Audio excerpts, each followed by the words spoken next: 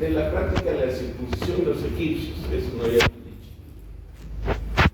Los egipcios y otros grupos humanos se practicaba la circuncisión. Usted sabe que la circuncisión es básicamente el recorte del prepucio redundante.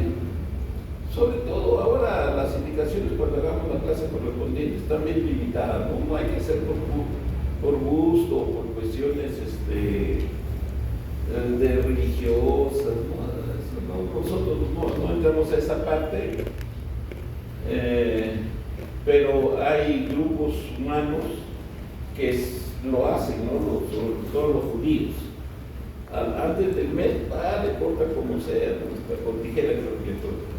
Pero son cosas traumáticas que deben circunscribirse únicamente con todas las garantías que da la medicina actual a las indicaciones específicas de cada procedimiento.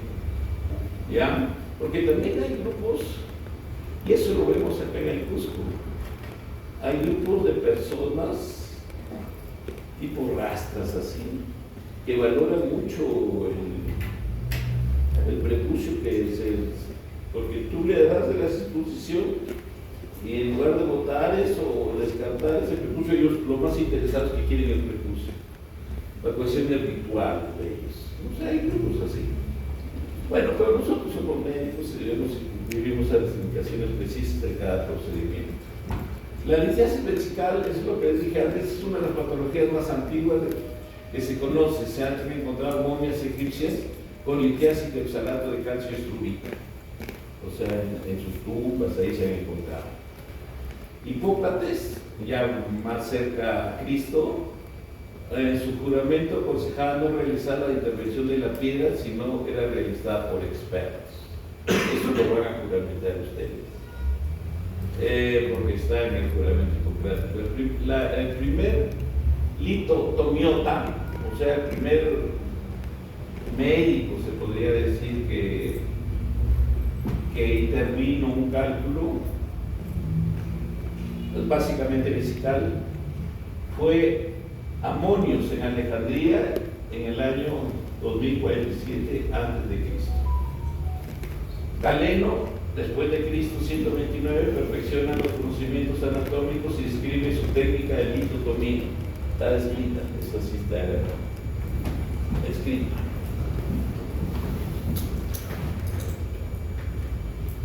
Acá tenemos ya, nos hemos saltado bastante hasta el siglo XIX, miren. Sivier y Bigelow en el siglo XIX describieron la técnica de litopalaxia, considerada la primera litotricia endoscópica moderna. Litopalaxia. Litopalaxia es sacar un cálculo dentro de la vejiga, generalmente sin visión directa. Puede estar asociada a la visión directa actualmente, pero extraerlo por medios mecánicos, o sea, jalado el cálculo. Y también la litopalaxia en algunos aparatos que se han usado hasta el siglo pasado, había cierta manera de triturar el cálculo, o sea, de acuerdo a la consistencia que podía tener. Había un dispositivo que lograba como un alicate tratar de fraccionarlo el cálculo y sacarlo. Eso es lo que ha habido a través del tiempo hasta las nuevas técnicas actuales endoscópicas que ya son más sofisticadas, lo vamos a ver posteriormente. El año 63, Dornier crea las ondas de choque que atraviesan los tejidos sin lesionarlos. Esto fue un gran adelanto, esto de las ondas de choque. Las ondas de choque se descubren en la Segunda Guerra Mundial. En los estudios se vieron que había ciertas ondas que de determinados dispositivos producían unos efectos destructivos de determinados objetos duros. Entonces eso se estudió y se incorporó a la medicina y se creía que eso era pues lo que iba a solucionar todo, que ya no se necesitaba cirujano, nada, no se necesitaba uno de los Lo único que comprar la máquina y que pulverice todo, fraccione todos los cálculos y que los bote el paciente. Ahora, el campo es bien, no digo bien restringido, pero es restringido de las indicaciones precisas de esta técnica de ondas de choque. Hay indicaciones básicamente para cálculos pequeñitos y cuando no hay alteraciones anatómicas que produzcan cierto grado de estenosis o dificultad evacuatoria, porque esta técnica se basa en que se fracciona el cálculo con las ondas de choque, el organismo mismo tiene que botar fraccionadamente, eso se basa. La primera litotricia sin anestesia se realiza extracorpórea, o sea, aquí litotricia extracorpórea, o sea, sin anestesiar al paciente y solo las ondas de choque. ¿Alguno de ustedes habrá visto por curiosidad o porque algún familiar le han hecho la tomografía o la resonancia? Son unos dispositivos como si fueran unas cápsulas con un riel que lo meten al paciente y empiezan a emitir, en caso de resonancia, varios sonidos y en caso del ataque, radiaciones que dan cortes. Algo parecido es las ondas de choque, lo pone a uno, pero la energía de las ondas de choque está dada por, imagínense, ustedes deben conocer lo que es una bujía de un carro, las chiquitas, o no han visto tampoco bujías. Sí, es que los ladrones a veces rompen la ventana, el Lima sobre todo. Las ondas de choque son esas bujías, pero no es una bujía chiquita, sino una bujía gigante que manda las ondas de choque. Y tiene que haber interposición de un líquido para que haya concentración de la energía y por computadora junto al cálculo y para la energía directa para fraccionar el cálculo. Esa es la onda de choque. Bien, la primera se realizó en el año 70. Lo realizó una clínica particular en España. España se quiso apoderar de esto, pero ustedes saben que la urología, la cuna urológica es Francia. O sea, los franceses son los que siempre han estado a la vanguardia y los que más se han dedicado a los adelantos y a la práctica de la urología.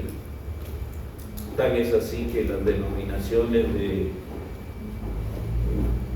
que se usan para los calibres de los diferentes instrumentos endoscópicos o de todo tipo urológico están en unidades francesas que se llaman French.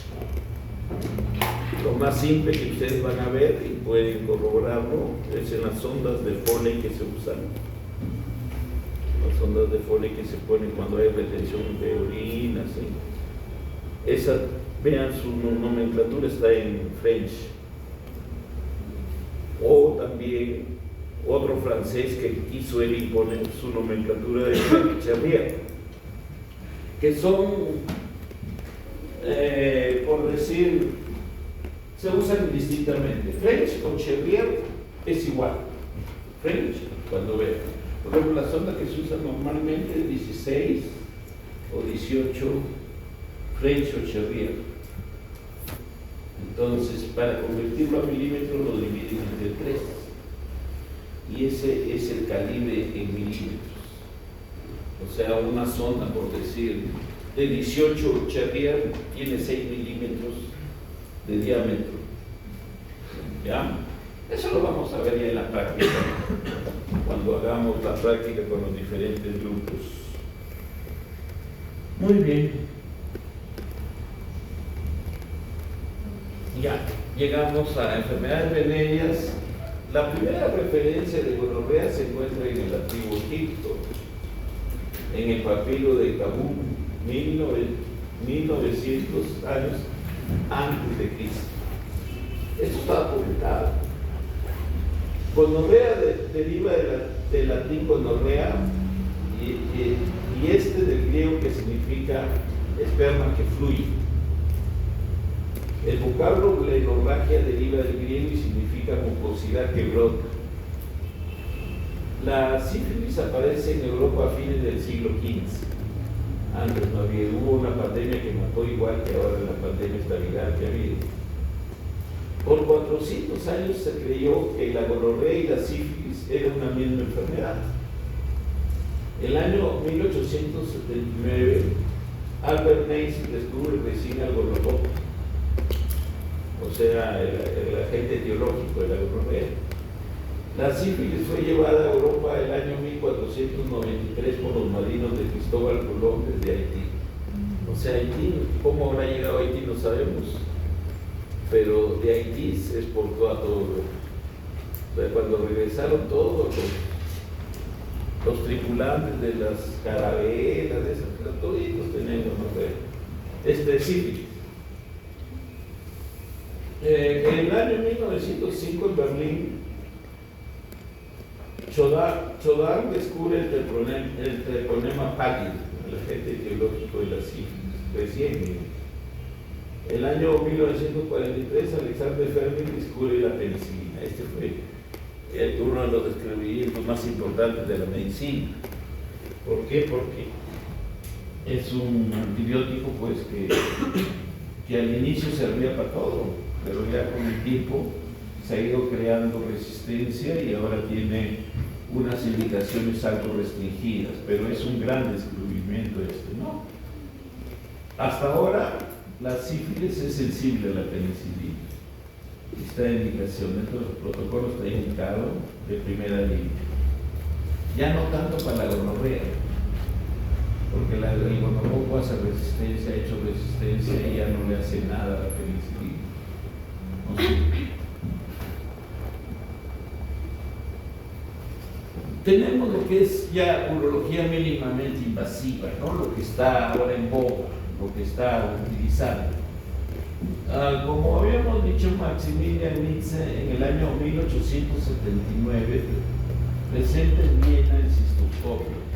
Lo presentan todos los académicos de Europa, presenta su descubrimiento, gran descubrimiento del cistoscopio. El año 1886, o sea, ahí pegadito, Leiter le adapta una pequeña lámpara incandescente de Edison. Se descubre la bombilla eléctrica y incluye el cistoscopio. El año 87, Joaquín Albarrán introduce su célebre uña. Esta uñita es importante porque en el cistoscopio direcciona los catéteres que nosotros queremos meter por el meato ureteral, o sea, por la desembocadura del uréter en la vejiga. O sea, usando esa uñita nosotros direccionamos y podemos introducir, y eso se usa pues ahora en la cirugía mínimamente invasiva, se usa cada rato para las dilataciones o para introducir el urétero endoscopio flexible, rígido, semirrígido. O sea, de todos los días. ¿Y por qué lo ponemos al Barran? Porque es el único latino que algo aportaba a la urología mundial. O sea, nosotros nomás nos copiamos, pero no aportamos nada. El cubano ideó eso y se implementó. Ahora todos los cistoscopios tienen su uñita de Albarrán. El año 1906, Borcher introduce contraste a un catéter ureteral, o sea, para dibujar todas las cavidades urinarias del ureter y las cavidades intrarrenales, mete contraste y se dibuja bonito, para ver si hay tumor, cálculo, etcétera, etcétera. Ahora es pan de picadia, la cirugía mínimamente invasiva, todas estas cosas. El año 1926, Stern diseña un aparato para realizar resección transuretral, lo perfecciona McCarthy el año 1921. O sea, ellos idearon eso y ahora se podría decir de que para próstatas medianas o pequeñas mastectomías es el gol estándar, todavía es la operación de primera indicación para sacar la próstata. Entonces, pero en ese tiempo, miren, como visionarios, como ellos, habrán muerto varios, pero tuvieron la idea que se concretizó a través de los años y ahora es de uso rutinario, ¿no? Diario. El año 40, Ruppel y Brown extraen un cálculo a través de una nefrostomía quirúrgica. Es el inicio de la cirugía percutánea. Nosotros, a la cirugía mínimamente invasiva en urología, es de dos tipos. La endoscópica a través de los conductos naturales, básicamente la uretra, y la percutánea, que es atravesar la pared lumbar para llegar al riñón y meter dispositivos que solucionan el problema endoscópicamente. O sea, eso se hace con el nefroscopio. O sea, ahí se llega con una agujita a la cavidad interrenal, se dilata y se mete el aparato y se extrae el cálculo. Esa se considera cirugía mínimamente invasiva también. Ya es la cirugía percutánea. El año 55, Goodwin coloca un catéter de nefrostomía por pulsión translumbar. Esta es otra gran cosa, ¿no? También, como ya había apoyo radiológico antes de la ecografía radiológico y se veía más o menos cómo eran las características del sistema colector urinario, colocaban una guía, dilataban y metían un catéter nefrostómico para drenar la orina, porque había una obstrucción distal. Esto se ve hasta ahora. Es conocido que los cánceres de la zona pélvica, los cánceres que son avanzados infiltrativos, se infiltran a la desembocadura de los uréteres en la vejiga y producen obstrucción que produce dilatación del sistema colector, sobre todo en el cáncer avanzado de cuello uterino. Entonces, antes nosotros generalmente cuando no se había, por decir, instalado definitivamente como indicación prioritaria el tratamiento percutáneo, nosotros sabíamos y dejábamos una sonda gruesa tipo Foley, que era una sonda de Maleco, la dejábamos para que drene, porque generalmente cuando son casos ya avanzados de enfermedades no se debe hacer tanta cosa ya, porque la expectativa de vida es baja, los tratamientos son multimodales y bien agresivos, ¿no? La radioterapia, la quimioterapia. Entonces, ¿para qué hacer cirugías? Se le hace tratamientos mínimamente invasivos. Y hay unas escuelas que son más radicales, dicen, no, ya no le hagas nada, déjala que se muera, ¿no? Pero no, en el fondo somos médicos y debemos tratar de dar vida con cierta calidad, o sea que no sufra tanto también, porque estas mujeres, las que tienen cáncer avanzado de cuello uterino, básicamente lo que las mata es el dolor, porque se disemina a todo lado el cáncer y es muy triste verlas, verlas cómo sufren, ¿no? Entonces, el año 72, Johansson extrae un cálculo a través de una nefrostomía, o sea, vendría a ser la cirugía percutánea. El año 1964, Marshall utiliza un ureteroscopio flexible con el que visualiza un cálculo ureteral, o sea, entra por la uretra, dilata el meato ureteral, mete el aparato y vio el cálculo. Esto es lo que hizo él, no lo sacó, lo miró, no. Pero esto es, por decir, un adelanto porque me cree el acceso. La energía para destruir los cálculos se han ido incorporando. La calidad de la imagen de las videocámaras ahora son fantásticas, ¿no? O sea, todo ha ido mejorando. La tecnología avanza muy rápido y mejora y hace de que los procedimientos sean más rápidos, menos invasivos, menos agresivos. En el año 70, Takayasu crea el Upielo, un enteroscopio flexible de fibra óptica. Qué mala suerte tuvo Takayasu, porque él crea este aparato que es el ureterorrenoscopio. Lo crea, pero lo presenta así como el citoscopio ante los académicos, todo. Pero como era delgadito y en ese tiempo, por decir, para meter los elementos de trabajo, las pinzas, la energía para hacer la destrucción del cálculo, todo eso daba mala imagen, o sea, no había buena visión. Y quedó en desuso como 20 años quedó en desuso ese gran descubrimiento.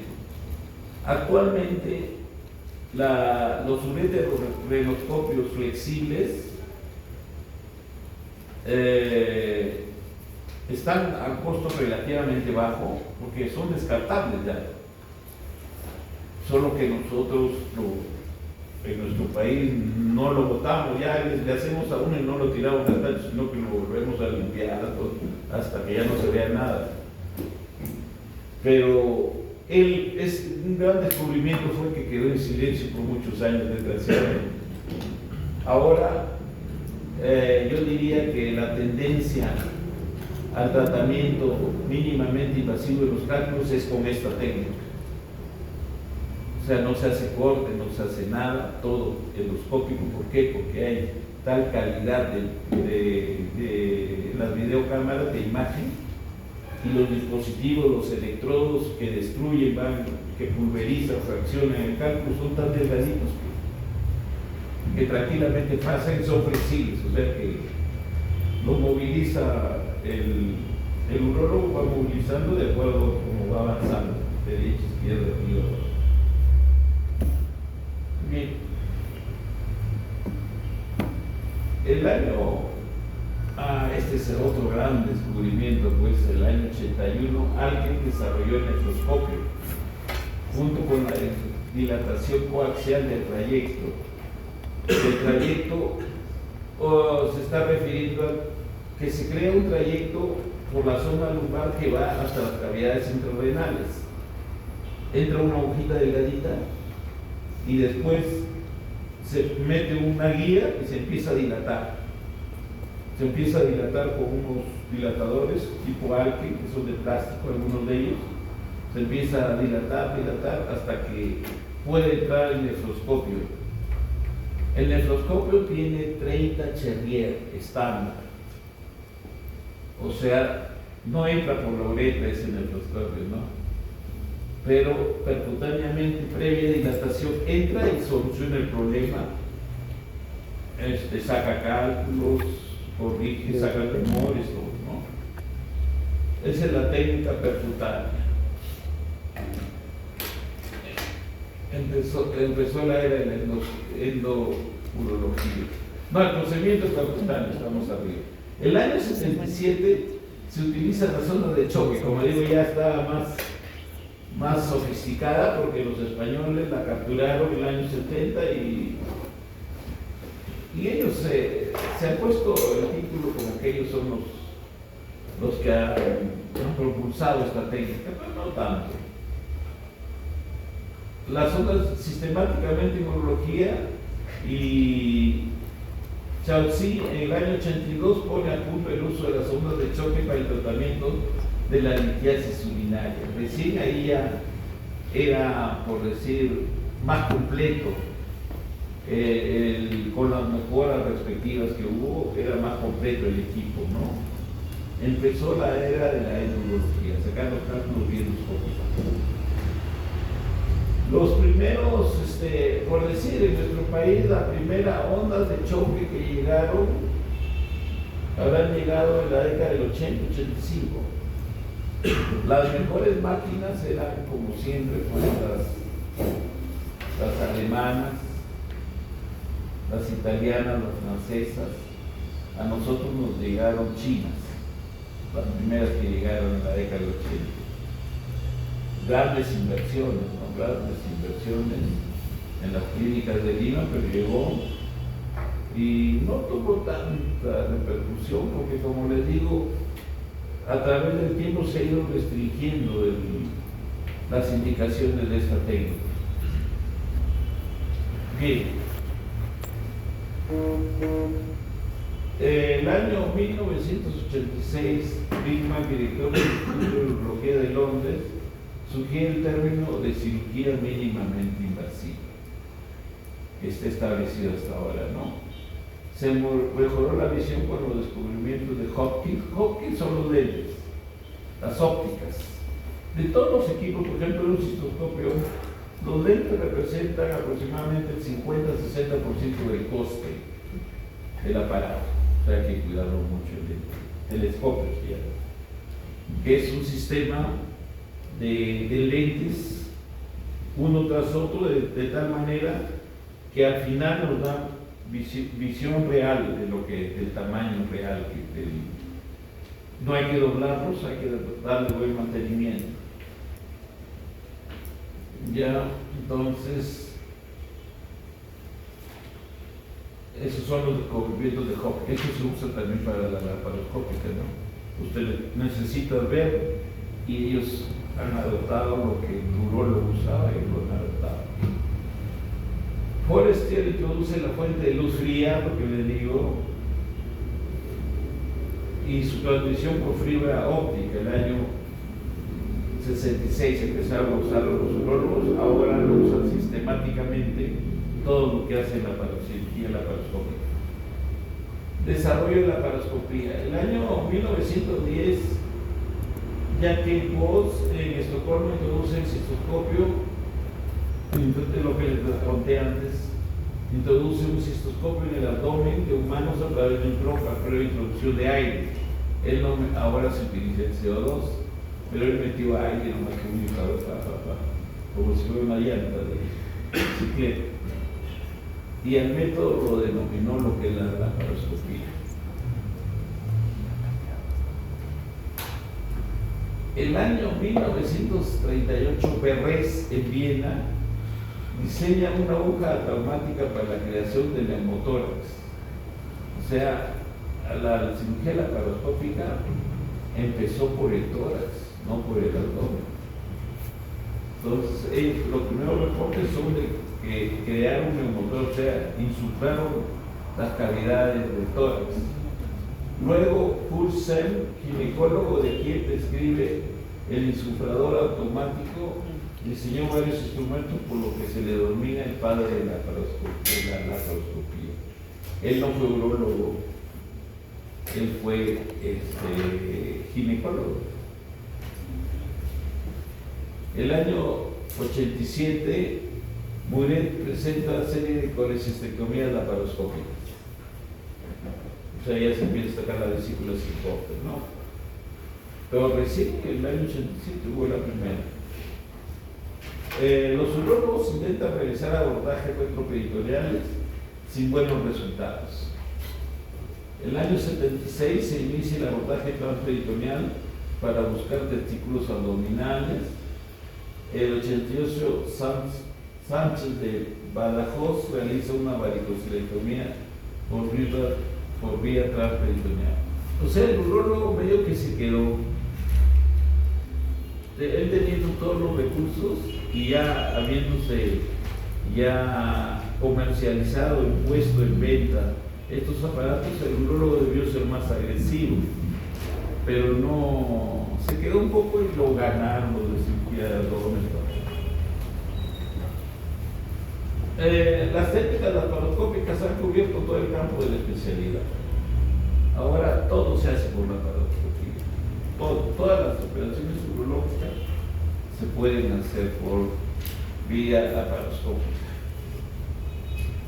Los mayores avances se han dado en la cirugía renal, sobre todo para los cánceres, hacer nefrectomías parciales. También en la pieloplastia desmembrada del año 93.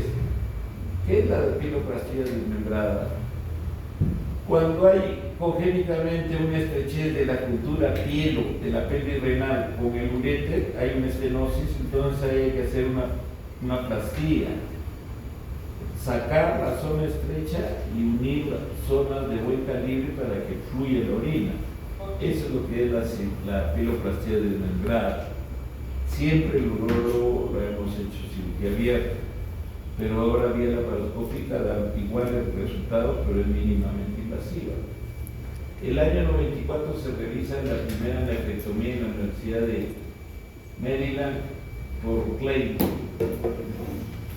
El año no. Este problema de sacar, como el riñón es relativamente grande y la laparoscópica, por donde salen las piezas operatorias, tienen un calibre de 10 a 12 milímetros, entonces sacar el riñón por ahí no se podía. Entonces lo que se ideó es hacer una ayuda a esta cirugía, se hacía un corte en la zona inguinal y se metía la mano para sacar el riñón que ya se había seccionado. Ese es con apoyo mano asistida se llamaba, sacar el riñón con mano asistida. Así un hueco más abajo, se jalaba el riñón por ahí.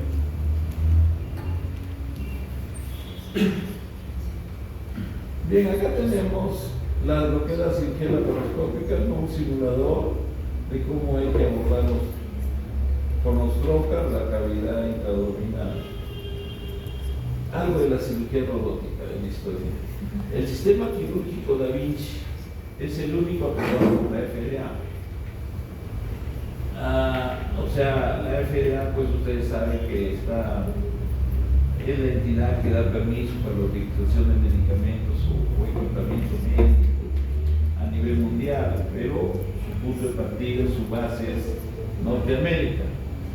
Ofrece ventajas respecto a la cirugía laparoscópica convencional, tales como la visión tridimensional. Entonces, el problema de la cirugía laparoscópica es que hay visión no más de 2 dimensiones, no hay profundidad. Ese es el problema. Pero en esta robótica ya hay 3 dimensiones. Es un adelanto.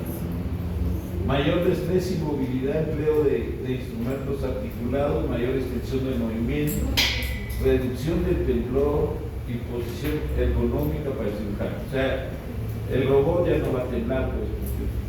Entonces, lo dirige el cirujano robótico, lo dirige desde afuera y obedece nomás al robot. Y no tiembla, pues. En cambio, el ser humano sí tiembla. En urología, la cirugía robótica está dando excelentes resultados en prostatectomía radical, muy buena. En Estados Unidos, en este momento, más del 95% de todas las cirugías radicales para cáncer de próstata se realizan con robots. Nosotros ha llegado el primer robot a la clínica internacional y ha llegado uno al 2 de mayo. Son los primeros que están llegando. Y allá hay en todas las universidades, en todos los hospitales universitarios hay en Estados Unidos. O sea, deben haber en Estados Unidos más de 30,000 robots. Ya ustedes para que vean la diferencia de inversión en salud, ¿no? La robótica puede ser utilizada para la formación virtual. Existen simuladores y software que permiten a los cirujanos practicar algunas intervenciones tantas veces como sea necesario antes de llevarlas a cabo a un paciente real. O sea que hay cirujanos, ya sobre todo en Estados Unidos, que son robóticos. O sea, no han hecho ni laparoscopía, casi poco no han hecho. Cirugía abierta menos. O sea, no han cogido nunca un bisturí. Ellos son robóticos. Y su curva de aprendizaje es más corta. Porque ellos, por decir, se piden vacaciones o están en cold guard y tienen 3-4 días, se pueden poner a hacer, por decir, en cirugía radical de próstata, hacen una, le falla, se vuelve a hacerlo hasta que el programa le dice ya lograste tu capacitación. O sea, se entrena él mismo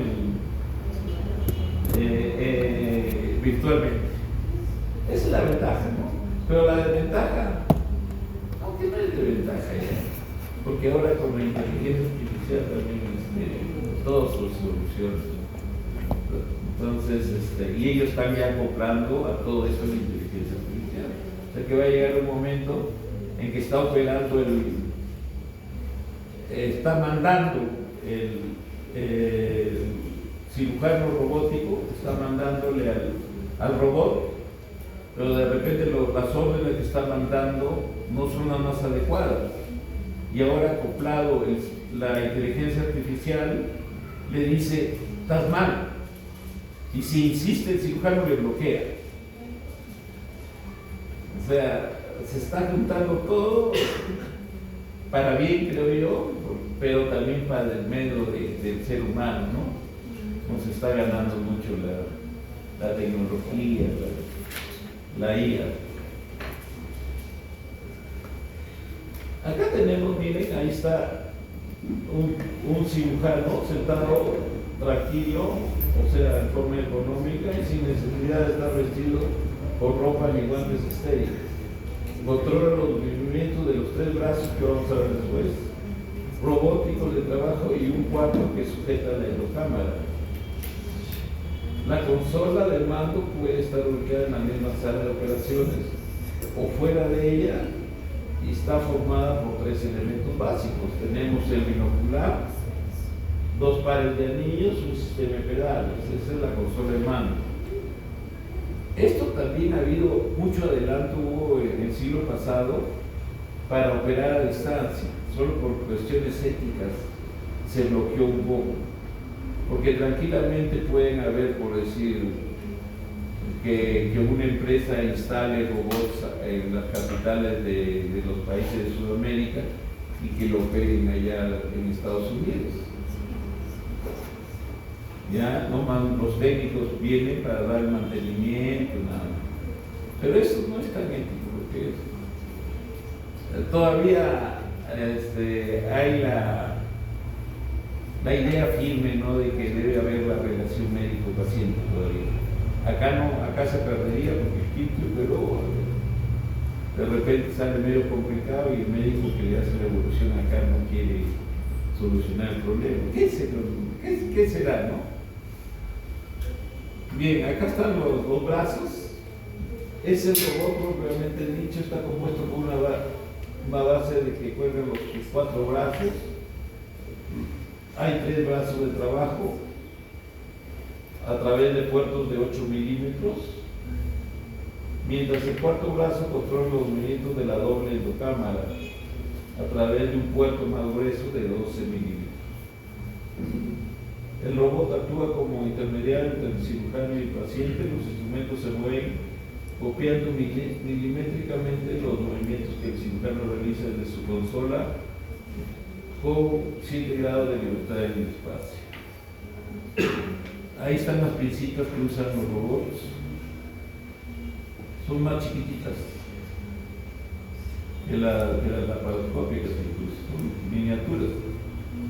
O sea, con el robot uno puede operar con aumentos de 6 o 8. O sea,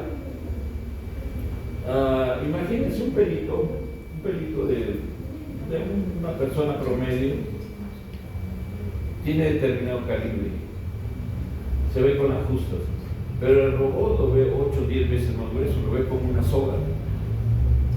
Claro que es para calibrar, generalmente operando con 4 aumentos estaría magnífico. Pero entre cavidades chiquitas se ve una cavidad gigante. O sea, muchas ventajas tiene la robótica. El cirujano ahí está accionando los controles en la consola y los brazos del robot reproducen fielmente y con precisión absoluta los movimientos del operador en el campo quirúrgico a tiempo real. No existe retraso en los movimientos del cirujano y el movimiento de los instrumentos del robot. Además de la precisión, tiene una ventaja sobreañadida. El procesador elimina cualquier temblor o movimiento innecesario y simultáneo. Ya, ahora pasamos a lo que es ya netamente los órganos que estudia la urología. Tenemos en la diapositiva, pues, la urología comprende el riñón, toda la vía urinaria y tiene el plus los genitales internos y externos del varón. Esa es la urología. Se le ha agregado, porque nadie quiere la suprarrenal, pero por continuidad se la han acoplado al cirujano. La patología quirúrgica suprarrenal la ve el urólogo. Eso está ahí muy bien. ¿Ya?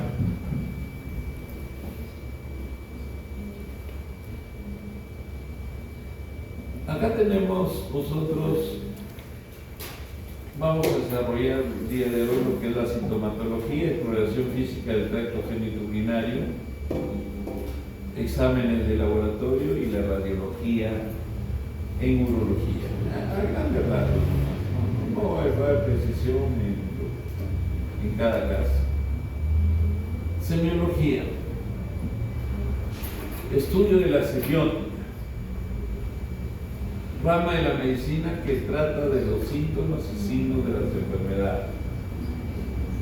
Un meticuloso interrogatorio y examen físico aporta datos claves para hacer un correcto diagnóstico y manejo del paciente urológico. Entonces, esto ustedes ya han llevado cursos específicos para esto, ¿no?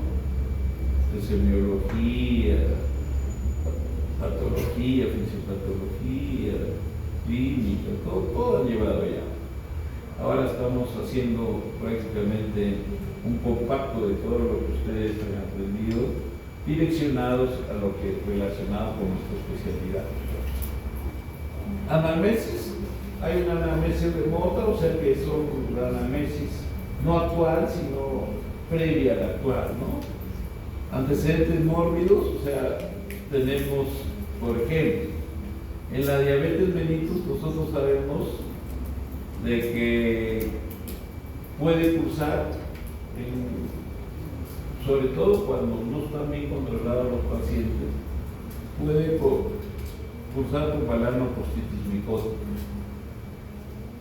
O sea, las balanopostitis generalmente se presentan, o sea, la inflamación o infección, o ambas, de prepucio se presentan generalmente en niños que tienen prepucios largos, redundantes o que tienen fimosis. Pero cuando llega una persona mayor, por decir que le llega a la consulta una persona de 60 años diabético con una inflamación del prepucio, una infección, secreción purulenta o tendencia a la formación de una verdadera fimosis, entonces nosotros deducimos que eso se presenta en los diabéticos. ¿Ya? Igualmente la vejiga neuropática en los diabéticos, el diabético le malogra todo el curso de la enfermedad no bien manejada, da este tipo de alteraciones, aparte de las alteraciones arterioscleróticas, isquémicas que pueden haber, también hay alteraciones a nivel de las terminaciones nerviosas, o sea, pueden favorecer la presentación de una vejiga neuropática o neurogénica. La hito recurrente, como el diabético, sobre todo cuando no está bien llevado su tratamiento, son inmunocompetentes, hacen más rápido infecciones. Disfunción eréctil. Las dos principales causas de disfunción eréctil en el varón son indudablemente la hipertensión y la diabetes. Afortunadamente, entre comillas, hay buenas respuestas, sobre todo del uso del sildenafil o el tadalafil para la disfunción eréctil, da muy buenos resultados en este tipo de pacientes diabéticos. Hay buena respuesta. Por ejemplo, si hay antecedentes de hipertensión arterial, se nos viene a la mente la disfunción eréctil. Si hay gota como antecedente, entonces pensar de que puede ser formador de cálculos, litos o urolitiasis. En la anamnesis remota también hay que preguntar por el uso de fármacos, antecedentes quirúrgicos, antecedentes personales, infecciones de transmisión sexual, traumatismos y cateterismos uretrovesicales. También sobre antecedentes familiares, ¿no? Hábitos nocivos, el consumo de tabaco, felizmente, ahora ya no se consume tanto tabaco. Alcohol sí se sigue consumiendo bastante. Y drogas también, porque se sigue consumiendo bastante. Antecedentes ginecológicos, sobre todo los problemas de incontinencia urinaria y esfuerzo. Cuántos trabajos de parto, cuántos hijos han nacido vía por canal vaginal, no cesárea. Hábito intestinal, el estreñimiento está asociado sobre todo en mujeres predispuestas a tener infecciones. Nosotros consideramos una predisposición de las mujeres a tener infecciones cuando hay hipoestrogenismo. El hipoestrogenismo se llega después de que ya no hay producción hormonal a nivel de los ovarios. Entonces, mujeres posmenopáusicas entran a un grupo de riesgo que pueden tener infecciones. Hábito intestinal es conocido, esa asociación, estreñimiento con cistitis crónica. O sea, no conviene nunca el estreñimiento. Antecedentes laborales y ambientales. Determinado tipo de cáncer están asociados por el contacto de sustancias irritantes, pesticidas, colorantes o también gases que se pueden producir con los tintes, en las imprentas, etc. Anamnesis próxima, ella es la anamnesis cercana a la consulta. Indagar el carácter del padecimiento, su cronología, detallarla e interrogar sobre los síntomas urinarios. Vamos a ver cuáles son los síntomas urinarios. Los síntomas urinarios también lo van a encontrar en la literatura como NUTS, o sea, síntomas del tracto urinario bajo. Se da en alteración fisiopatológica a nivel vésico-prostático o uretral. Los NUTS se agrupan en síntomas de llenado y síntomas de vaciado vesical. Hay otro grupo también que se llama los síntomas postmiccionales. Últimamente se tratan de imprimir nuevas denominaciones. Nosotros llamamos síntomas de llenado aquellos que se producen cuando entra la orina a la vejiga y produce síntomas. Esos son síntomas de llenado. Los síntomas de vaciado son aquellos que se presentan porque algo está obstruyendo. El que más obstruye es la próstata. O sea, esfuerzo mencional, ya vamos a ver. Pero esos síntomas del tracto urinario inferior de vaciamiento ahora les quieren denominar de micción.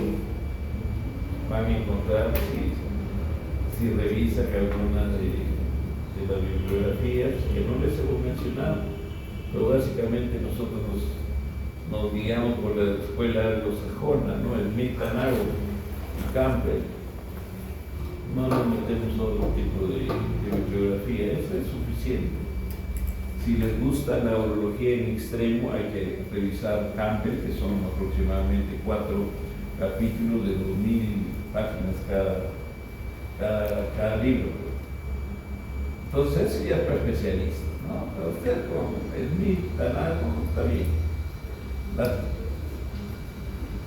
Bien, entonces, como les decía, quieren imprimir el término de síntomas de llenado, miccionales y postmiccionales. Pero nosotros vamos a seguir con la denominación que ha cambiado hace 10, 12 años, que es la de llenado, la de vaciamiento y las postmiccionales. Así quedamos. Síntomas de fase llenado tenemos la nicturia. ¿Cuántas veces creen que debe orinar una persona adulta, no hablemos de niños, en la noche?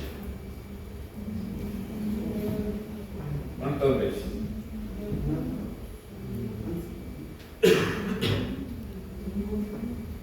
A ver, para irnos conociendo, a ver quién está al menos despierto. 1, 2, 3, 4, 5, 6. Una máximo. Bueno, lo normal es ninguna. No debemos orinar en la noche. Si nos acostamos a las 10 de la noche, debemos levantarnos a orinar a las 6 de la mañana. También se le denomina nocturia. Son sinónimos. Que hay algunos que les gusta a diferenciar nocturia. Básicamente se le ha dicho nicturia. Urgencia es un síntoma de la sensación así forzada de querer orinar, ¿no? O seguir urinando. Esa es la urgencia. El tener es algo parecido, pero ya es demasiado molestoso, que puede agregarse una sensación de dolor, de eso. La incontinencia es la pérdida de orina. En este caso se presenta por síntoma irritativo. O sea, no es porque está fallando anatómicamente los esfínteres, sino que hay un proceso irritativo que contrae al músculo detrusor y hace que se pierda orina. Esa se llama incontinencia de esfuerzo, puede ser. Enuresis es la pérdida de orina durante el sueño. No hay enuresis en menores de 6 años. Nosotros, para etiquetar enuresis, tiene que ser un niño que ha pasado los 6 años, esperando de que haya, entre comillas, una maduración de todo el sistema urinario, en coordinación o con sincronismo con las terminaciones nerviosas. ¿Ya? Polatiuria se le incluye acá, bueno, normalmente cuántas veces debemos orinar en el día. Cuando estamos despiertos, ¿cuántas veces orinan ustedes? ¿Una vez? ¿2 veces?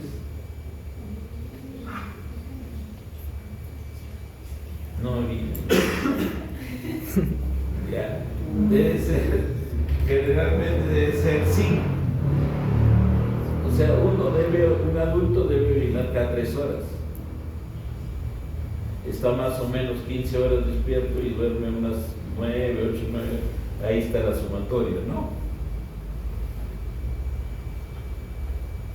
Síntomas de vaciado de la fase miccional. Esto es lo que le quieren poner otro título.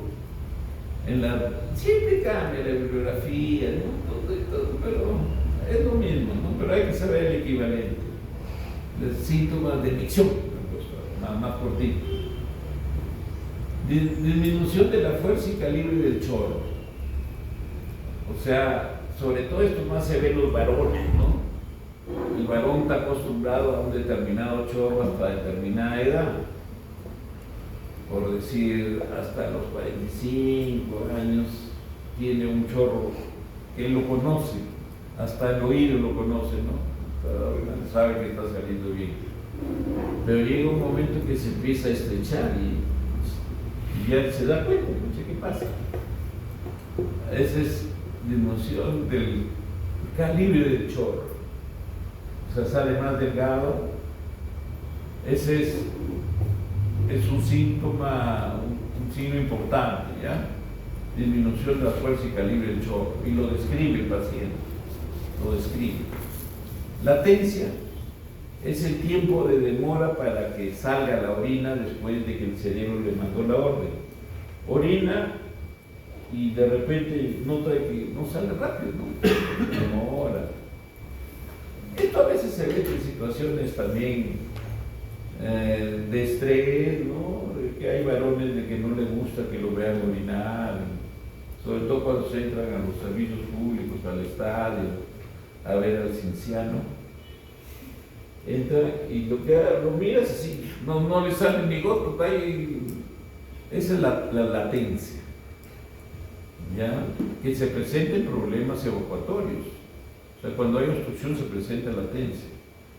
También se le llama vacilación, no de vacilar, sino vacilación. La disuria abarca, por decir, es un concepto muy amplio. Puede ser esfuerzo o dolor, ardor o dolor al momento de orinar.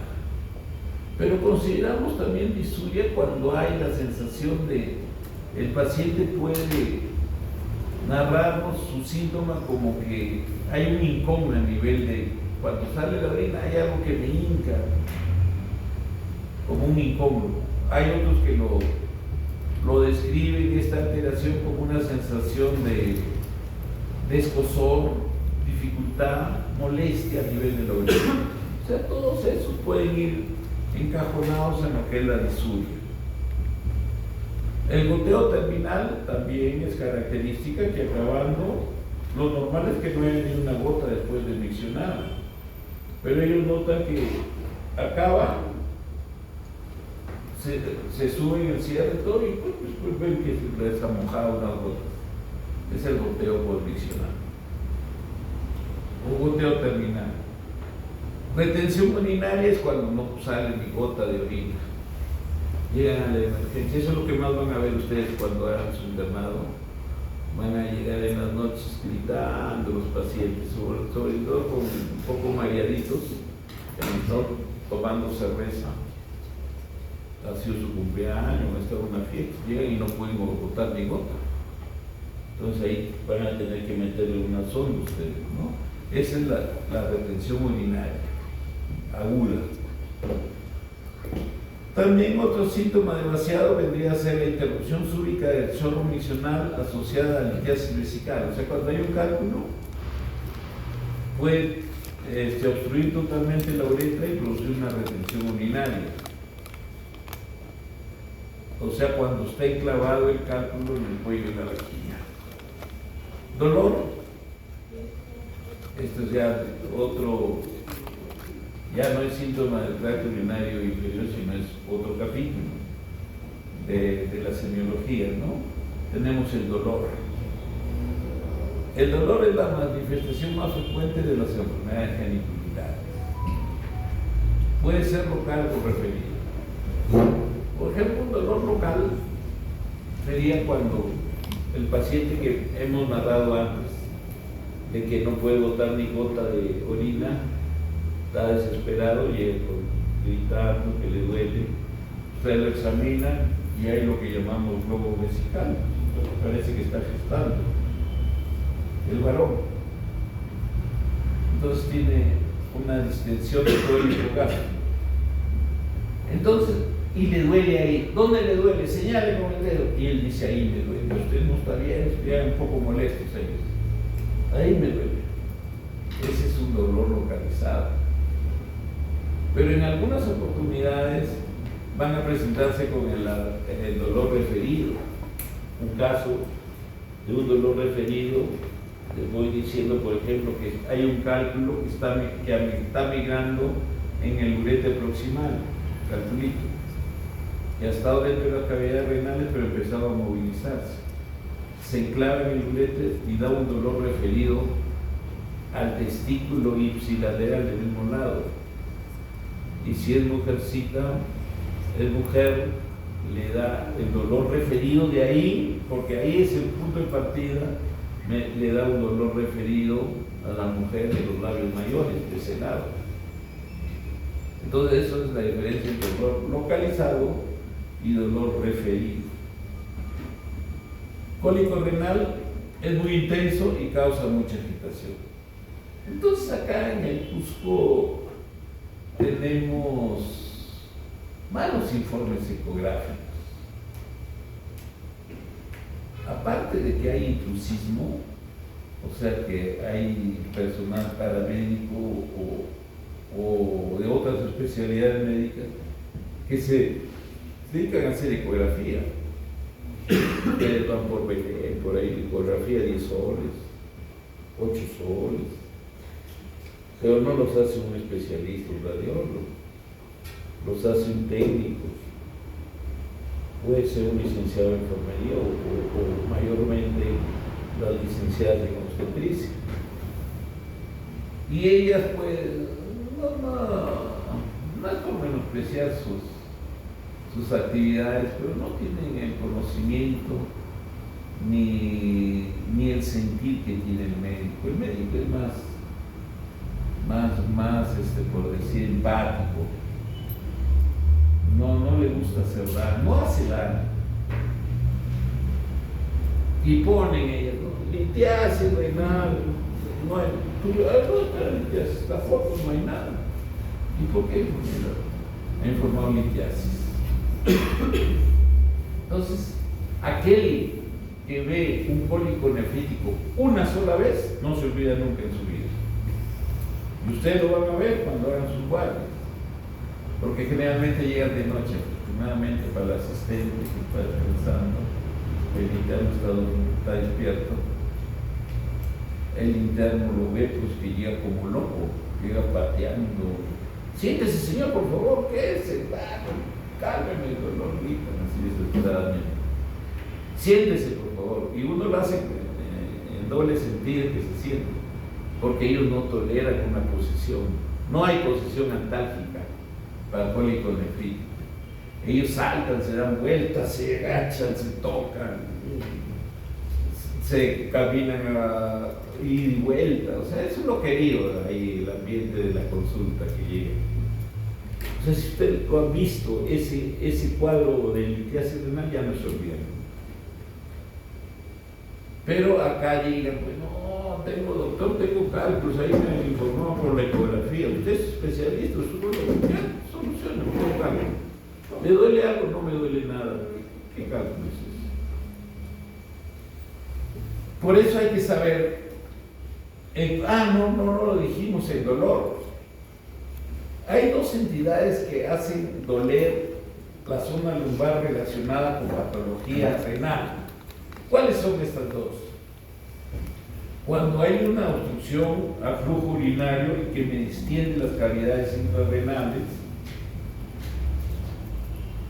esto se da en el cólico, en el cálculo que está migrando y que tapona el uréter y se hincha. Entonces se distiende la cápsula renal y hay dolor. Ahí sí hay dolor. Ese es el dolor que estamos hablando, el dolor que es terrible, un dolor tipo cólico. ¿Qué quiere decir carácter cólico? Que no es permanente, generalmente dura 1 hora, 1 hora y media, que se está contrayendo el uréter, terrible, y después cae.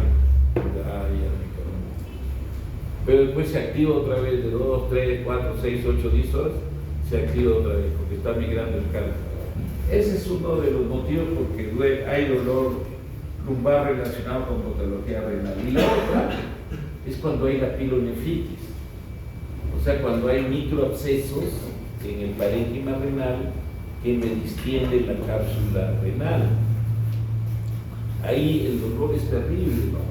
Le duele. Va a camina con mucha dificultad, pero la ayuda que nos da es de que el paciente viene con fiebre, escalofríos, fiebre alta bien, escalofríos, y muy deteriorado el estado general, ¿no? Y la instalación no es tan brusca, así de que estaba durmiendo y me desperté con el dolor, sino que progresivamente se va instalando el dolor. El dolor lumbar, el dolor renal se localiza en el ángulo postovertebral justo por debajo de la 12ª costilla. Ahí está más o menos la zona que da cuando hay dolor renal y la irradiación que les dije que puede haber, sobre todo en las litiasis, ¿no? El dolor hipogástrico, la vejiga, cuando hay retención urinaria aguda, se distiende la vejiga y duele. El dolor perineal, esto sí hay que saber también, irradian su sensibilidad patológica a la zona perineal. Ustedes saben, la zona perineal en el varón, básicamente, es la zona que está entre la zona escrotal y la zona anal. Ese es el perineo. Entonces, a esa zona en el varón se proyectan patologías prostáticas, una prostatitis aguda duele ahí. El recto, alguna alteración que haya a nivel del recto, se proyecta ahí. La vagina, en el caso de la mujer, se puede proyectar la zona perineal, alguna alteración en la vagina y también del útero. El dolor escrotal incluye el síndrome de dolor testicular agudo. Es un gran capítulo, muy grande el testículo agudo, ¿no? Pero básicamente, pues, las causas son traumáticas, son infecciosas, inflamatorias, que vamos a ver en su respectivo momento. Alteraciones de volumen urinario que más le compete a los nefrólogos. Los nefrólogos hasta cierto punto no nos llevamos tan bien con los nefrólogos, porque siempre se quieren zafar de su paciente y mandarlo al urologo. No nos llevamos tan bien.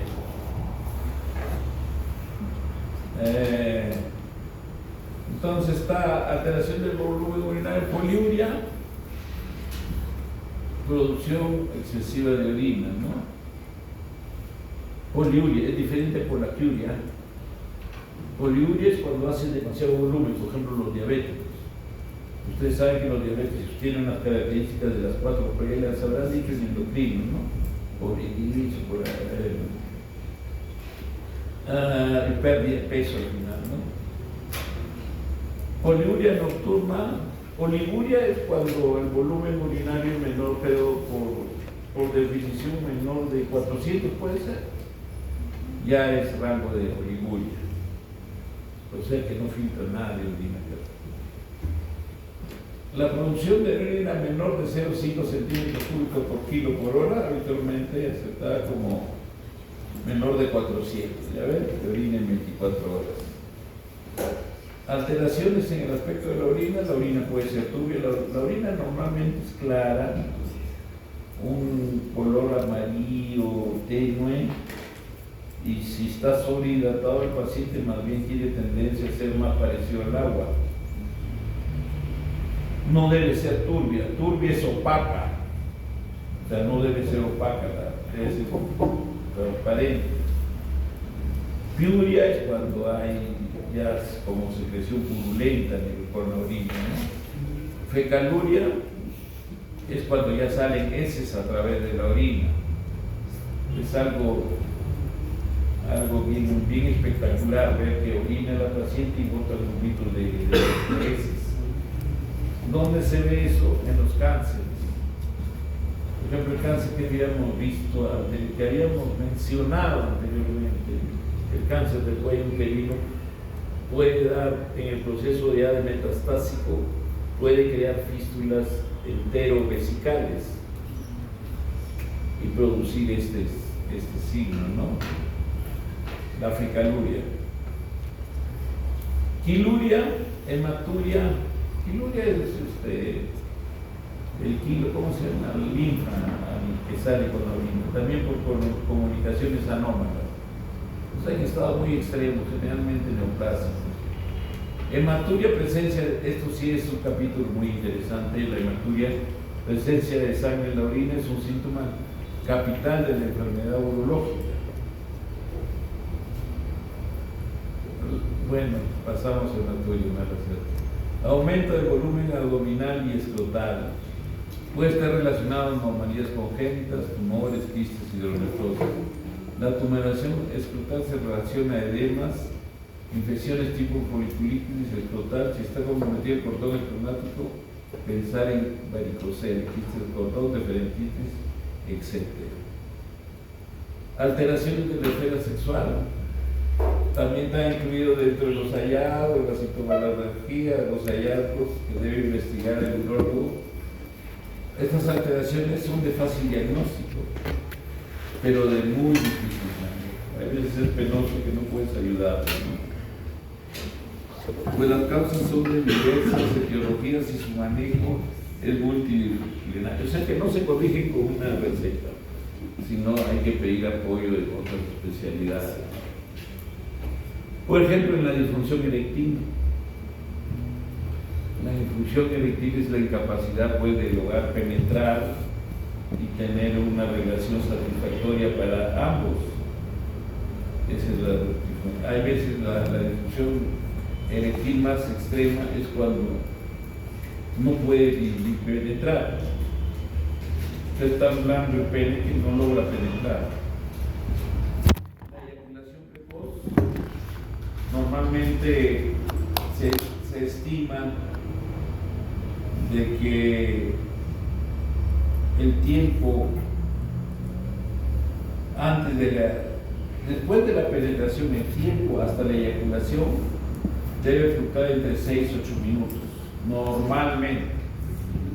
Pero hay varones que pueden eyacular antes del minuto. O sea, introducen el pene y rápidamente eyaculan. Y hay eyaculaciones precoces tan extremas que a veces se eyacula sin penetrar. Está erectado todo bien.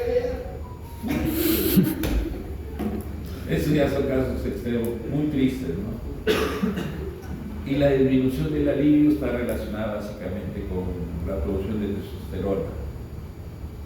Alteraciones de la uretra y del semen. Secreción uretral, eso lo van a ver en las infecciones de transmisión sexual, la gonorrea básicamente. Hay que examinar y ver qué tipo de secreción. La secreción típicamente gonocócica es amarilla, purulenta, espesa.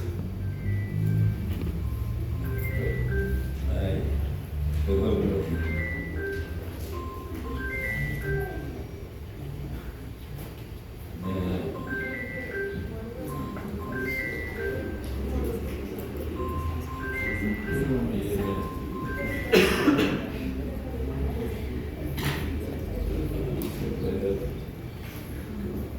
ya. Entonces la secreción uretral, como decía, la gonocócica es característica, ¿no? Es bien espesa. Disculpe la comparación, pero es como una leche Nestlé. Ya. Entonces, en cambio hay otro tipo de secreciones, ¿no? La secreción por estafilococo, por clamidia o por otros es más bien la secreción cristalina, mucoide.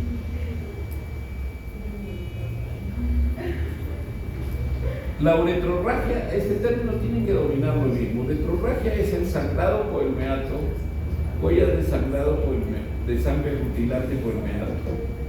Está relacionado con traumatismos uretrales. Es diferente de hematuria. Uretrorragia.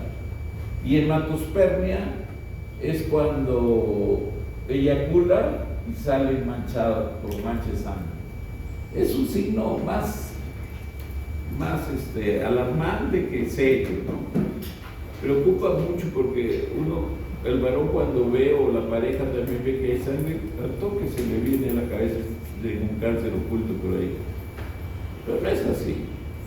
El 95-98% son sangrados por distensión de las venas de las vesículas seminales, de la parte interna de las vesículas seminales. Entonces, un periodo de abstinencia de 3 a 4 semanas y eso cicatriza y no hay problema. Hay que considerar en estos pacientes que es obligatorio la abstinencia y también que no hayan maniobras pues, dilatorias del eyaculado, porque hay veces puede ser por comentarios que le hace la pareja, oye, muy rápido, entonces se trata de forzarse y trata de ir contra la naturaleza. O sea, cuando ya se viene el deseo sexual, todos los músculos actúan sincronizadamente y es para que bote.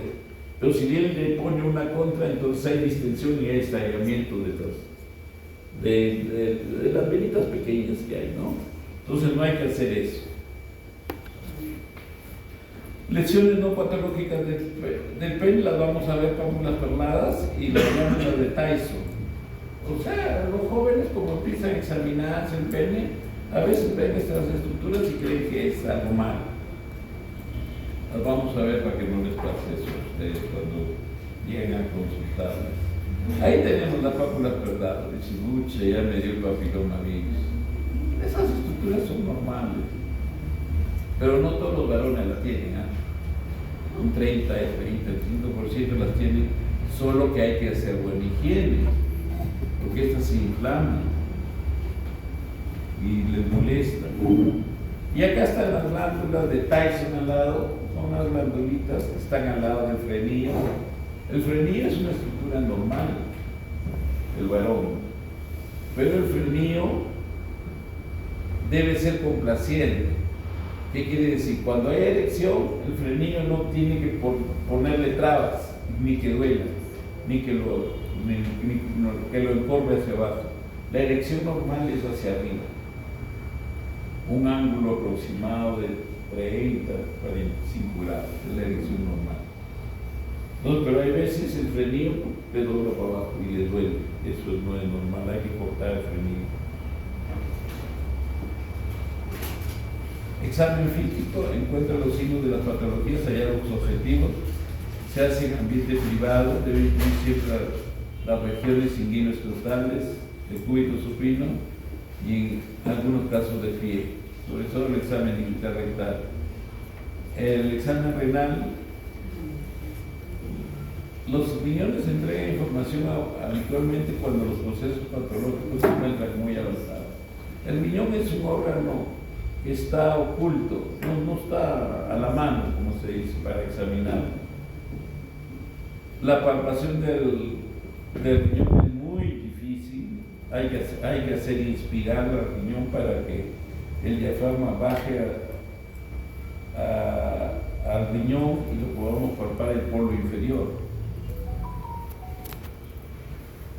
Se realiza el decúbito supino bimanual y puede ser útil la maniobra de Guillot, hacer puño percusión lumbar siempre para ver si está distendida la cápsula renal y el dolor. La ocultación solo sirve en los casos de estenosis de la arteria renal. El urólogo por eso nunca anda con su estetoscopio, pero cuando hay sospecha que hay por hipertensión, hay estenosis de la arteria renal, sí hay que ocultar el soplo sistólico. Examen físico vesical, normalmente la vejiga, si no está llena, no se ve ni se palpa.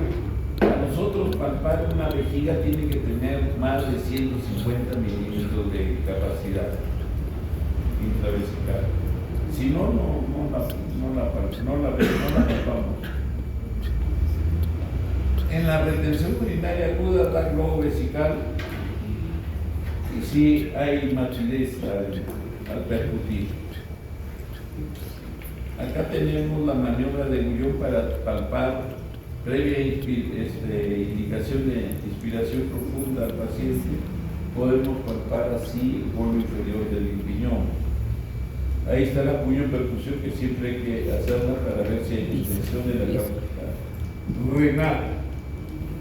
Acá tenemos lo mismo, la maniobra de Guillot para tratar de palpar el polo inferior.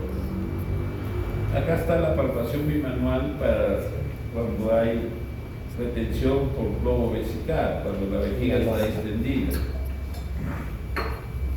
Examen físico de los genitales externos masculinos. Si es niño o adolescente, debe estar alguno de los padres o el tutor. Esto hay que hacerlo siempre, ¿no? Porque ahora el médico está expuesto a denuncias médico-legales a cada momento. Es preferible, vas a examinar a una niñita, un niñito, que venga a la técnica y pedirle consentimiento. ¿Sabe qué? Al familiar. En este momento no hay técnica, lo voy a examinar yo solo. Usted desea que lo examine, usted presente. Sí, no pones en historia, ¿no? ¿Ya? Porque hay problemas médicos legales, sobre todo en Estados Unidos ha llegado ya a haber problemas médicos legales hasta el examen digital rectal. O sea que se les ha hecho examen digital rectal y como no ha habido un consentimiento informado, una hoja que autorizar el procedimiento, les hacen problemas médicos legales. La palpación incluye la retracción del prepucio, hay que retraer el prepucio, Lo normal en un varón es tener prepucio largo, o sea que cubra 3/4 de glande. Eso es lo normal. Ya esos prepucios que parecen como pavo, ya sí es muy largo. Eso no. Estéticamente se ve mal. Hay que visualizar el meato uretral. El meato uretral normalmente mide 9 milímetros. Ustedes tienen que ver, calcular cuánto es 9 milímetros para consignarlo. Meato uretral externo aparentemente estrecho, definitivamente, ¿no? Palpar y exprimir la uretra en busca de secreción uretral. Hay que hacer la expresión de la uretra, desgraciadamente. Hay que exprimirla para ver si sale algo. Palpar los cuerpos cavernosos y el esponjoso para ver que no hayan engrosamientos, calcificaciones, etc. Descartar el edema escrotal, que suele ser secundario a enfermedad sistémica. El edema escrotal puede ser traumático, pero la mayoría de veces nos hacen interconsultas con síndrome nefrótico, con cirrosis, con edema generalizado. Eso es un edema ya de todo el cuerpo que también compromete la zona genital. Pueden haber lesiones dermatológicas. Examen testicular con delicadeza, porque es un órgano no muy sensible, solo que el varón psicológicamente valora tanto que digamos que lo examine, ¿no? No creo que duela, no duele. De todas maneras hay que hacerlo con delicadeza, utilizar los dedos de ambas manos. Ahorita vamos a ver la imagen. Practicar la transiluminación escrotal si ven que hay aumento de volumen, y que vendría a ser el paso de luz brillante a través del escroto y es ortonogónico de hidrocele, o sea, da diagnóstico de hidrocele. Examinar el epidídimo y el cordón estromático, a ver si hay alguna alteración. Ahí tenemos un pene oculto. Realmente es motivo de consulta, sobre todo la mamá y el papá, pues quedaron un poco decepcionados, digamos. Sé que no tiene pene. No es tanto que no tiene pene, sino que es muy gordito. Ahí el panículo liposo le está robando como 3 centímetros de pene. Entonces hay que explicarles eso, ¿no? Porque realmente es muy dramático, llega con la cara de los papás.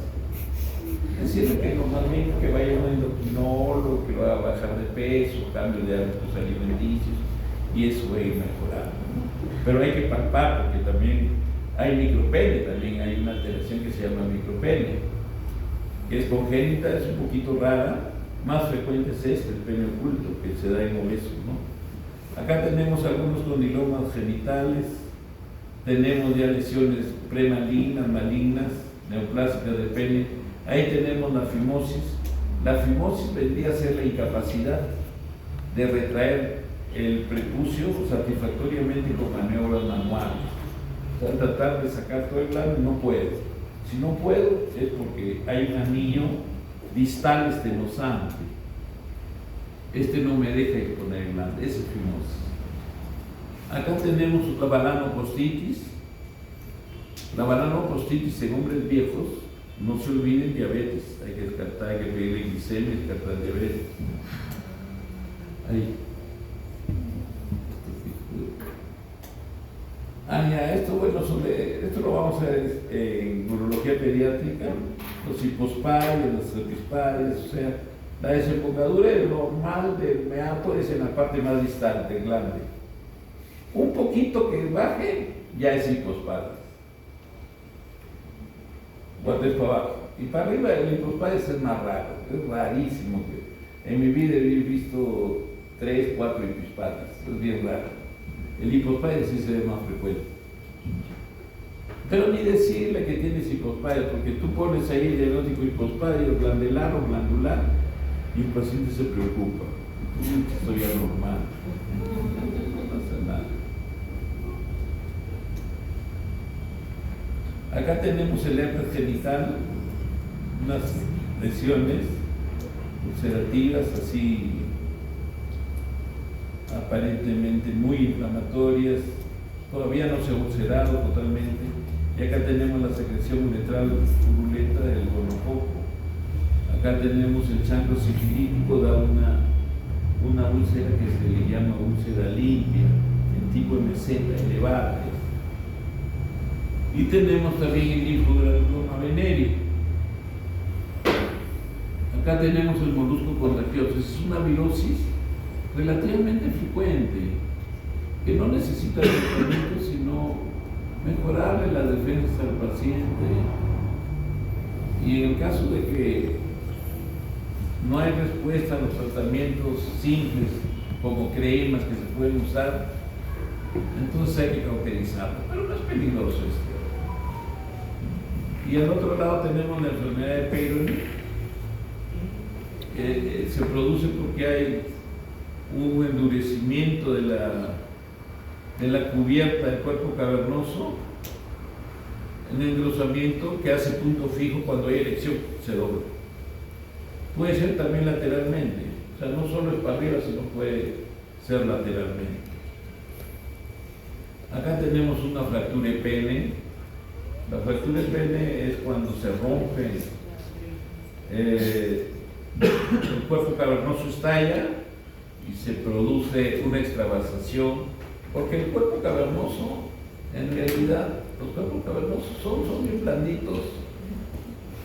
La cubierta es fuerte, pero son bien blandos. Si nosotros lo cortamos así con un cuchillo que no tenga mucho, se corta fácil, porque es pura vena, pura vasito venoso.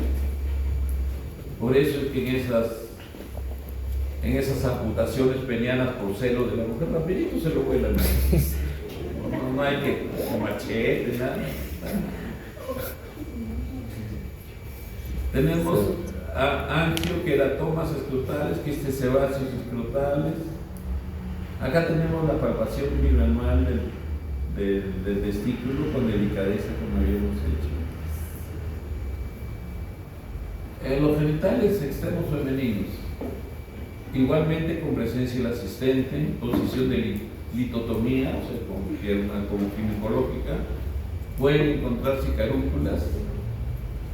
Las carúnculas se ven sobre todo en posmenopáusicas, en mujeres añosas, que el prolapso de la mucosa vesical o uretral sale como si fuera una fresa. Ustedes ven ahí, por el meato sale una fresa. Entonces, no es complicado, eso es muy hipoestrogenismo, hay que dar estrógeno, y en el peor de los casos sale una intervención, que no es intervención quirúrgica, sino nomás se le coloca una sonda y a través de la sonda ajustan, incluyendo la tumoración, lo ajustas y después de 2 o 3 días se cae solita, por isquemia se cae, se acabó. Lo que sí es más complejo son las glándulas de Skene y de Bartolino, que generalmente están asociadas a problemas gonocócicos. Se encuentra como un tomate a nivel del introito vaginal, como un tomate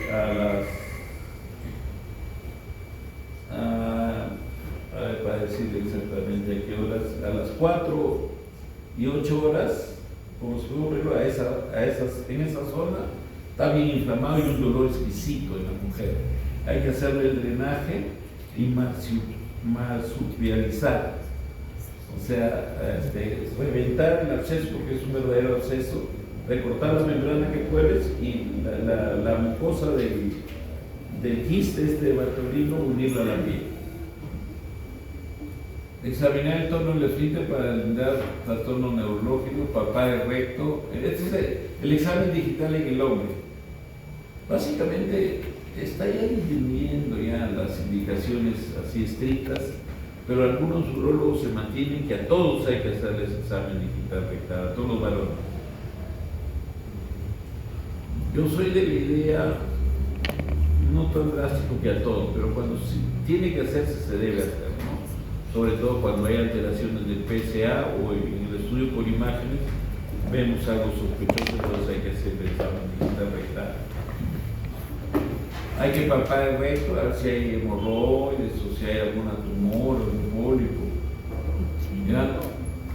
Entonces, el tacto rectal puede hacerse en posición de cúbito supino, de cúbito lateral izquierdo, con caderas y rodillas flexionadas, en posición fetal, en la posición genopectoral, un poquito, no sé, no es buena posición ponerlo de rodillas en la camilla del paciente. Personalmente lo hago con el paciente de pie, las piernas un poco abiertas y flexionado el tronco sobre la camilla de examen. Y cuclillas el urólogo examina, ¿no? Entonces depende de cada urólogo, ¿no? Esto es en cuanto al tamaño de las próstatas, que es una nomenclatura que han puesto los ecografistas, ¿no? Cuando el grado 1 nos informa cuando normalmente la próstata debe ser como un limón pequeño o un duraznito chiquito o como un higo mediano. Ese es el tamaño de la próstata. Se aproxima en unos 20 centímetros cúbicos. Cuando ya llega hasta 30 cc es primer grado, informe el radiólogo. Cuando es al segundo grado hasta 50, tercer grado hasta 80 y más de 80 cuarto grado. La consistencia sí es importante describirla. Normalmente la consistencia en la próstata es la consistencia que tiene la región tenal cuando hace una flexión forzada hacia la zona hipotenal. Entonces, esta es la consistencia de la próstata. Pero, ¿ya? Y cuando nosotros tocamos algo canceroso es como si tocáramos un nudito de las interfalanges.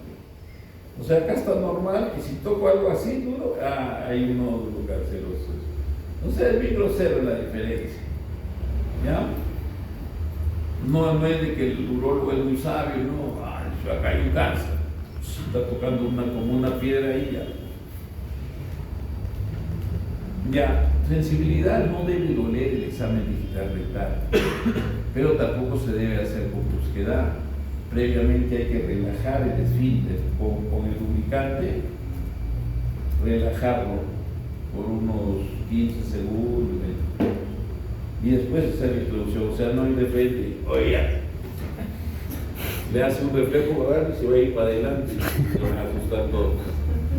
No. Ya, eso es en cuanto a la sensibilidad exquisita. Es muy doloroso en la prostatitis aguda y está contraindicado hacer el examen. Si sospechas que hay prostatitis aguda, ¿cómo sospecho de prostatitis aguda?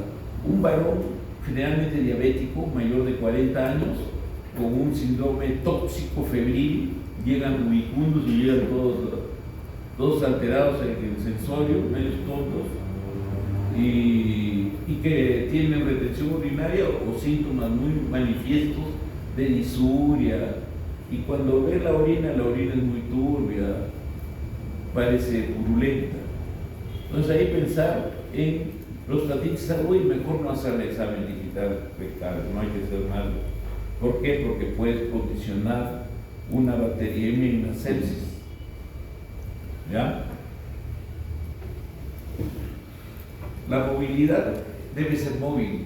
La próstata, una próstata normal, nosotros la debemos movilizar, no movilizarla así, pues,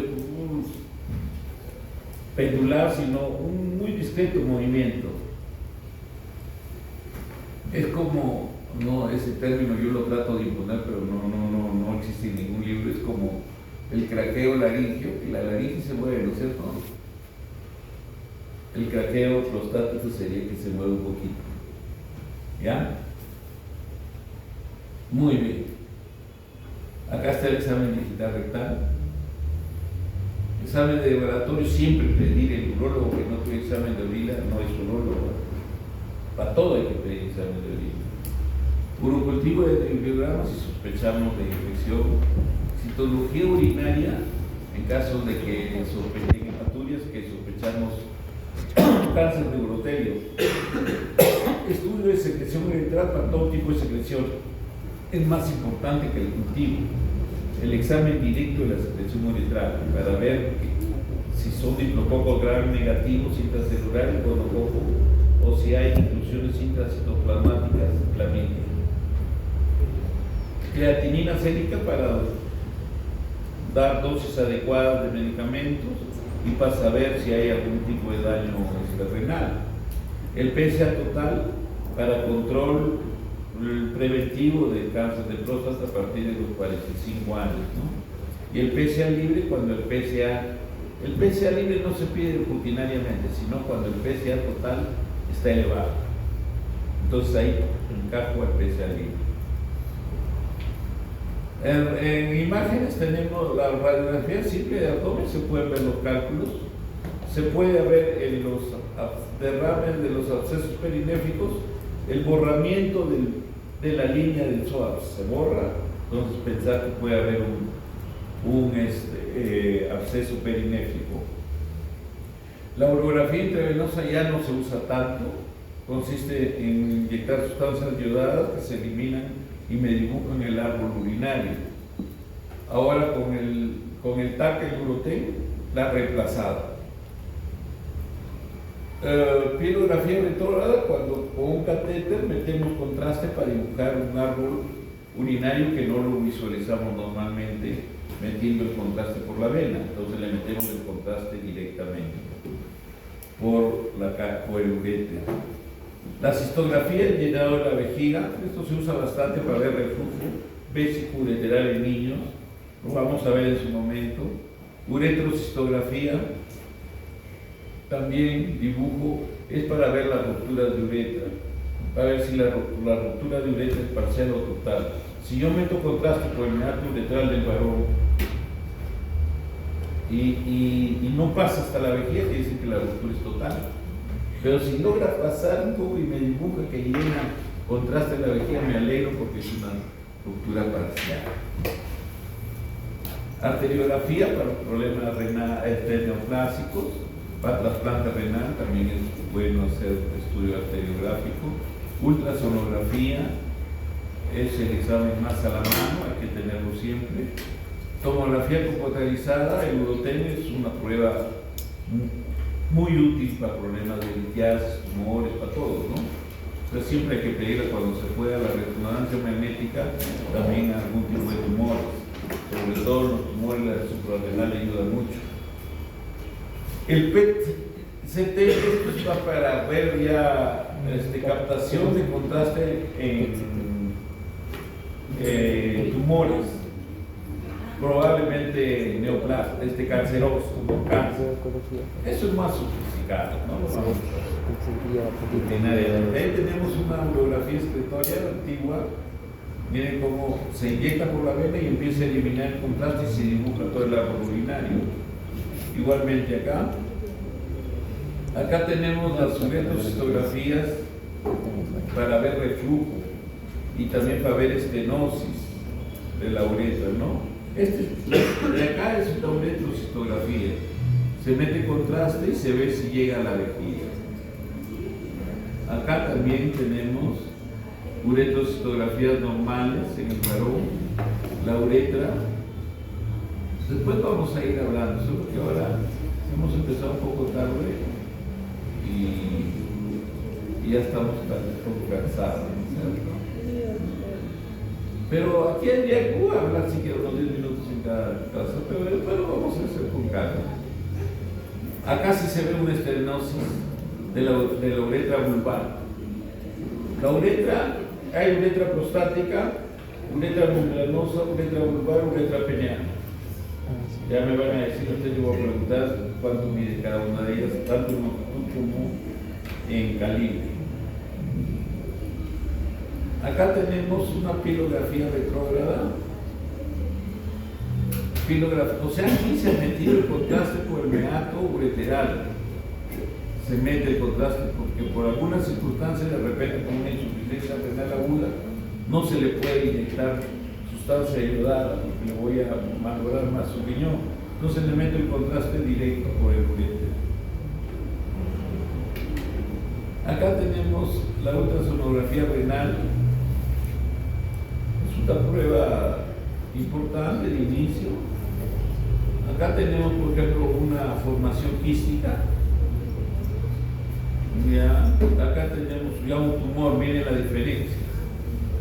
Acá es más tirando para anecoica, líquido, y acá es una masa, es hipoecoica, ¿no?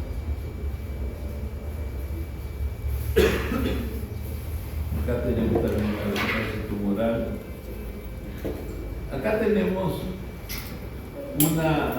un corte en la ecografía que me ve un tumor de la pared vesical lateral, ¿no? Tumores. Acá también se ve un tumor. Miren este cálculo en la placa, en la urografía, y acá en la ecografía se ve diferente, el mismo cálculo. ¿Ya? Acá la ecografía de la próstata hay que hacer dimensiones anterior, posterior y sagital para ver el volumen. Acá usando traductor rectal, ecografía con traductor rectal, así como hay traductor vaginal, hay traductor rectal para ver la próstata, para tener, por decir, los tejidos más delimitados. Aquí está el traductor y ahí está, al ladito está la próstata también. En cambio, la transparental tiene que atravesar músculos, grasa, vejiga, todo. Acá no, es directo. Está haciéndole una ecografía transrectal. Acá una ecografía del testículo. Acá tenemos una hidronefrosis por un cálculo piélico que está enclavado y dilata el sistema colector. Acá hay una tumoración anómala que puede ser un cambio. Acá tenemos una formación quística, miren la diferencia. Este es un quiste renal y acá una hidronefrosis, una dilatación del sistema colector. Acá tenemos, puede ser una imagen postraumática más de que un cáncer, ¿no? Así las lesiones postraumáticas dan a veces imágenes muy semejantes al cáncer, pero hay el antecedente, felizmente, del trauma. Acá tenemos la resonancia magnética, que es útil para varias patologías. Acá el PTC para el PCT para cáncer, captación en determinado tipo de cáncer. Es más sofisticado. Esto sí, la mamografía renal es para ver el grado de funcionabilidad del parénquima renal, para decidir cuándo sacamos el riñón o no. Cuando la captación del riñón es menor del 15-20%, hay veces conviene hacer la extracción del órgano. Acá la gammagrafía en los cánceres renales, en los cánceres de próstata se utiliza mucho, como ven acá, para ver las zonas que capta la sustancia, son zonas cancerosas, ¿no? De metástasis. Perfecto. Acabamos. Si hubiera alguna pregunta.